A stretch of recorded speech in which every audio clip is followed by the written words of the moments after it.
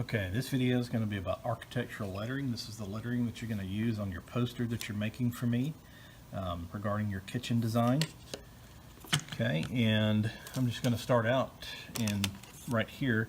Now you can use your, it's probably best if you used your drawing board for this. You don't have to. But let's see, this rectangle I'm drawing here is going to represent my product. To say it's or it could be a refrigerator or anything like that. And I want to write some text below it. It's going to be the descriptive information.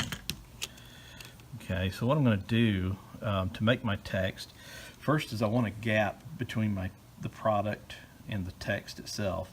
So I'm going to measure about 1/16 of an inch from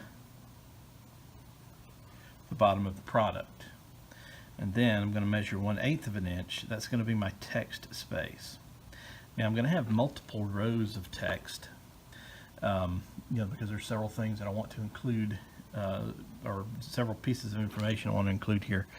So between each row of text, I'm going to have another 1/16 of an inch spacing. All right, and then a 1/8 of an inch spacing for the lettering. Okay, another 1/16 of an inch between spaces, and another 1/8 of an inch for another lettering space. Okay, use our parallel bar. It's the best thing to do to draw some light guidelines, and I kind of got that one off there a little bit. Okay, so right through those points.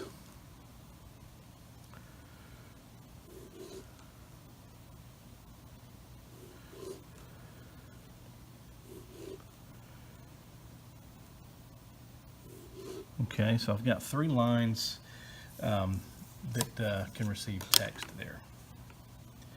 And the next thing I want to do is make my left justification. This is another very light construction line. Okay, and the lighter you draw them, the better.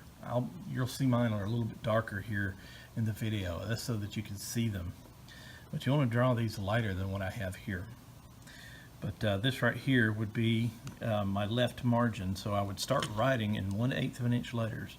So on each of my 1/8 of an inch spaces, I would write the information that is required. Alright, so basically this is what it would look like once I'm finished.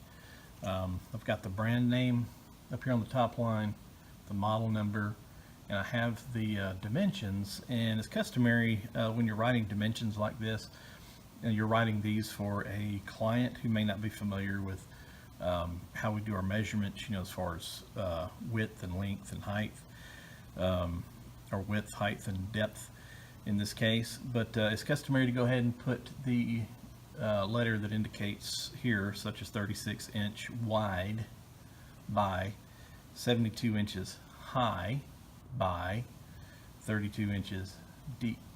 And it's also customary too, just to, when you're using inches, just to go ahead and use inches on all of them, even though this is like 5'10", I think 5'11", something like that. We just write 72 inches as far as the total amount of inches. Okay, so that is how you do your architectural lettering. Now these lines are guidelines. Typically what happens afterwards is you erase these lines and make your text look neater. They don't have to be perfectly erased. You'll still see traces of those lines on your drawing or on your labeling up under your product. And but anyway, that's how you do architectural lettering.